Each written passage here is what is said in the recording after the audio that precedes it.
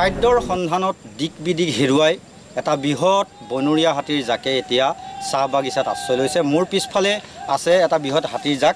Camera person প্ৰবীণে দেখুৱাব সেই বৃহৎ হাতীৰ জাকটো। এই হাতীৰ জাকটোৱে আজি কিছুদিন ধৰি লেটেকুজান চাহ বাগিচাত আশ্ৰয় লৈ আছে আৰু খাদ্য বিচাৰি হাতীৰ জাকটোৱে এনেধৰণে নিতৌ দেখা গৈছে যে চাহ বাগিচা অঞ্চলত এনেধৰণে এটা ঠাইৰ পৰা আন এটা ঠাইলৈ বিচৰণ কৰি ফুৰিছে আৰু খাদ্যৰ সংকটত পৰা এই বনৰীয়া হাতীৰ জাকটোৱে বনাঞ্চল এৰি এতিয়া জনাঞ্চলত এনেধৰণে দিনে নিশাই বিচৰণ কৰি ফুৰিবলৈ লৈছে। যিহেতু চাহ বাগিচা অঞ্চলত এতিয়া দেখা গৈছে যে ফুটুকীয়া হাবি যথেষ্ট আছে আৰু ইয়াৰ হোলাত পানী আছে, গতিকে চাহ বাগিচা অঞ্চলসমূহত এনেধৰণে বিচৰণ কৰিবলৈ লৈছে আৰু এই চাহ বাগিচা অঞ্চলবিলাকত হাতীৰ জাকটোৱে এক প্ৰকাৰৰ বনাঞ্চল হিচাপে বাছি লৈছে বুলি ক'লেও ভুল কৰা নহয়। আমি পোনপটীয়াকৈ সেয়া দেখুওৱাৰ চেষ্টা কৰিছোঁ। কেমেৰা পাৰ্চন প্ৰবীণ আছে, প্ৰবীণে সেই দৃশ্যাংশ নিউজ লাইভৰ দৰ্শকক দেখুওৱাৰ চেষ্টা কৰিছে।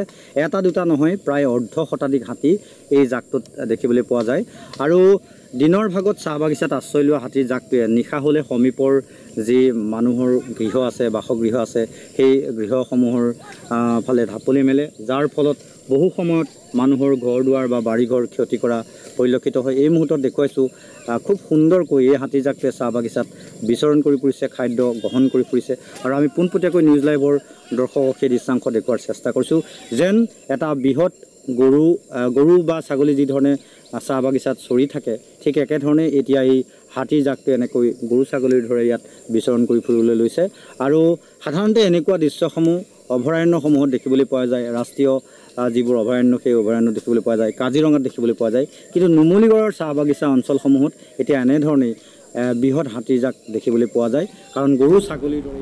অভিনৱ ফুকন, আপোনাক ধন্যবাদ জনাইছোঁ।